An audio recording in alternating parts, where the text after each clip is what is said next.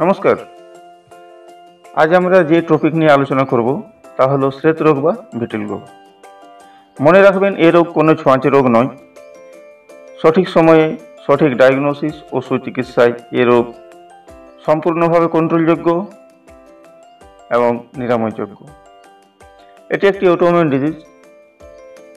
যখন কোনো কারণে শরীরে মেলানোসাইট নষ্ট হয়ে যায়, তখন আর মেলানিন ক্ষরণ হয় না, যার ফলস্বরূপ শরীরে বিভিন্ন স্থানে ছোপ ছোপ সাদা দাগ সৃষ্টি হয়, যা যে কোনো বয়সের নারী পুরুষ সকলের ক্ষেত্রে শরীরে যে কোনো স্থানে হতে পারে। শরীরের স্থান বিশেষে একে বিভিন্ন নামে শনাক্তকরণ করা হয়, যেমন মিউকোসাল ভিটিলগো, ইউনিভার্সাল ভিটিলগো, অ্যাক্টোফেসিয়াল ভিটিলগো ইত্যাদি। বর্তমানে